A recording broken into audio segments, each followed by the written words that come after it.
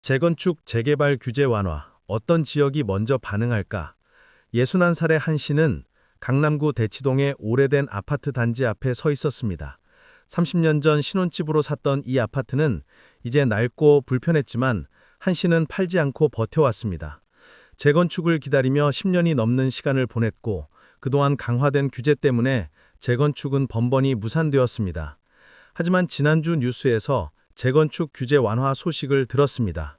한 씨는 떨리는 손으로 아파트 관리사무소에 전화를 걸었습니다. 조합장님, 이번에는 정말 가능한 겁니까? 그날 저녁 열린 임시주민총회에는 평소보다 2배 많은 주민들이 모였고 회의실은 흥분과 기대로 가득했습니다. 하지만 한 씨는 알지 못했습니다. 같은 시간 서울 곳곳에서 비슷한 모임들이 열리고 있었고 그중 어떤 지역이 먼저 재건축의 열매를 따게 될지를. 혹시 여러분도 재건축을 기다리며 오래된 아파트에 살고 계십니까? 아니면 재건축 단지에 투자를 고려하고 계십니까? 오늘은 재건축 규제 완화가 현실화되면서 어떤 지역이 가장 먼저, 가장 크게 반응할지 실제 사례를 통해 살펴보려 합니다. 한 씨가 사는 대치동 아파트는 지어진 지 40년이 넘었습니다. 엘리베이터는 자주 고장났고 난방은 비효율적이었으며 주차 공간은 턱없이 부족했습니다. 하지만 입지만큼은 최고였습니다. 학원가가 가깝고 지하철역이 걸어서 5분 거리였으며 무엇보다 강남이라는 브랜드가 있었습니다. 10년 전 재건축 추진위원회가 만들어졌을 때 주민들은 들떠 있었습니다. 3년만 기다리면 새 아파트에 살 수 있어. 하지만 현실은 달랐습니다. 용적률 규제, 분양가 상한제, 재건축 초과이익 환수제 등 각종 규제가 쏟아지면서 사업성이 없어졌습니다. 건설사들은 참여를 꺼렸고 조합은 표류했습니다. 그동안 한 씨 부부는 불편을 감수하며 살았습니다. 친구들은 새 아파트로 이사가라고 권했지만 한 씨는 버텼습니다. 지금 팔면 손해야. 재건축되면 가치가 몇 배로 뛸 거야. 하지만 기다림은 길었고 때로는 포기하고 싶었습니다. 그런데 최근 정부가 태도를 바꾸기 시작했습니다. 주택 공급 부족 문제가 심각해지자 재건축 규제를 완화하는 방향으로 정책을 선회한 것입니다. 용적률을 상향 조정하고 분양가 규제를 완화하고 각종 절차를 간소화했습니다. 한 씨를 비롯한 주민들에게는 단비 같은 소식이었습니다. 하지만 한 씨는 곧 새로운 고민에 빠졌습니다. 같은 강남구 내에서도 어떤 단지는 빠르게 진행되고 어떤 단지는 여전히 지지부진했습니다. 왜 그럴까요? 조합 임원들과 전문가를 만나 이야기를 나누면서 한 씨는 깨달았습니다. 규제가 완화되어도 모든 단지가 동시에 재건축되는 것은 아니라는 것을. 가장 먼저 반응하는 곳은 이미 준비가 되어 있던 단지들이었습니다. 조합이 잘 구성되어 있고 주민 동의율이 높고 사업성이 확실한 곳들이었습니다. 한 씨가 사는 대치동 단지도 여기에 해당했습니다. 주민들의 결속력이 강했고 이미 수년간 준비 작업을 해왔기 때문입니다. 둘째로 빠르게 움직이는 곳은 입지가 뛰어난 단지들이었습니다. 강남, 서초, 송파의 역세권이나 학군이 좋은 지역은 건설사들도 관심이 많았습니다. 분양가를 높게 책정해도 수요가 있기 때문에 사업성이 확실했습니다. 한 씨의 친구인 65세 김 씨는 송파구 잠실 근처의 오래된 아파트에 살고 있었습니다. 김 씨네 단지도 재건축을 추진 중이었지만 한 씨네와는 상황이 달랐습니다. 주민들 간 의견 차이가 컸고 일부는 재건축을 원하지 않았습니다. 김 씨는 재건축을 원했습니다. 집이 너무 낡았고 새 아파트에서 편하게 살고 싶었지만 일부 주민들은 반대했습니다. 비용이 너무 많이 들어 우리 같은 노인네들이 감당할 수 있겠어?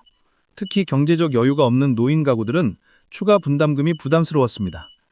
김씨네 단지는 입지가 좋았지만 주민 동의를 얻는 것이 가장 큰 난관이었습니다. 총회가 열릴 때마다 격론이 벌어지고 표결에서는 근소한 차이로 의결 정족수를 채우지 못했습니다. 규제가 완화되어도 주민들의 합의가 없으면 재건축은 불가능했습니다. 반면 한 씨네 대치동 단지는 주민 대부분이 재건축을 원했습니다. 경제적으로 여유가 있는 가구가 많았고 추가 분담금도 큰 문제가 되지 않았습니다. 무엇보다 재건축 후 아파트 가치 상승이 확실했기 때문에 투자 가치를 인정했습니다. 한 씨는 김 씨를 만나 이야기를 나눴습니다. 자네네 단지는 입지가 좋은데 왜 진행이 안 돼? 김 씨는 한숨을 쉬며 대답했습니다. 주민들 설득이 제일 어려워. 나이 든 사람들은 변화를 두려워하거든. 한 씨는 고개를 끄덕였습니다.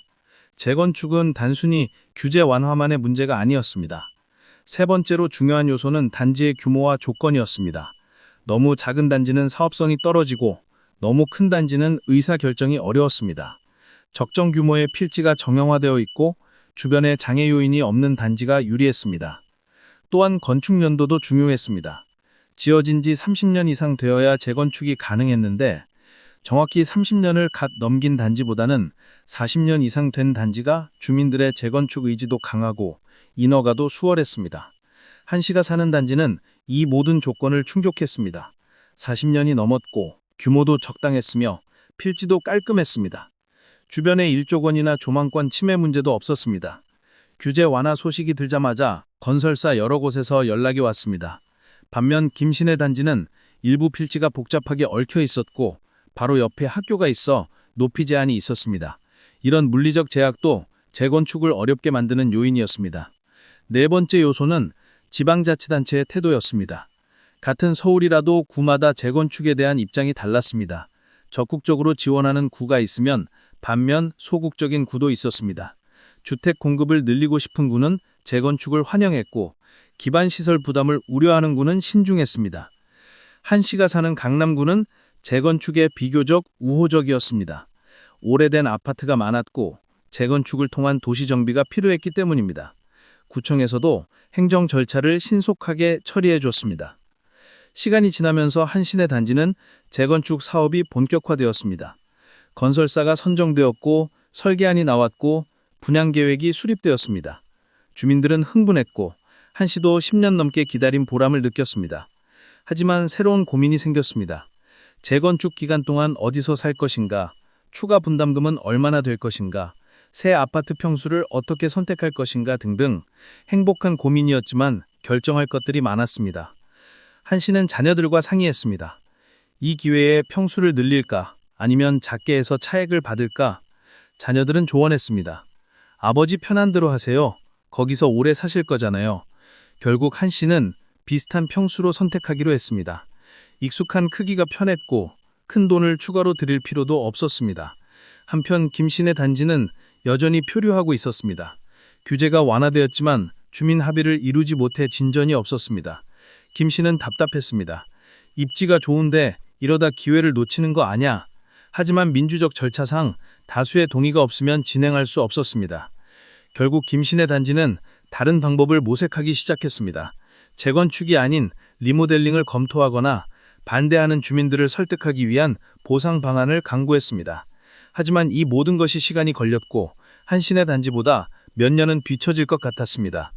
두 친구의 사례는 재건축 규제의 완화가 모든 지역에 똑같이 적용되지 않는다는 것을 보여줍니다.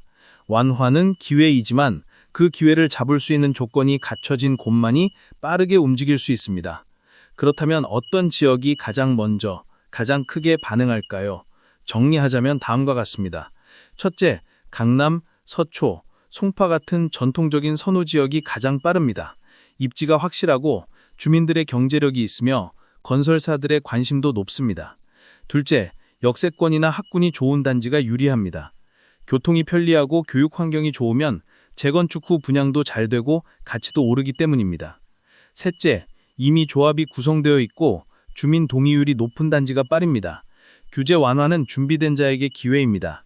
넷째, 단지의 규모와 조건이 적합한 곳이 유리합니다. 너무 크지도 작지도 않고 물리적 제약이 적은 단지가 사업성이 좋습니다.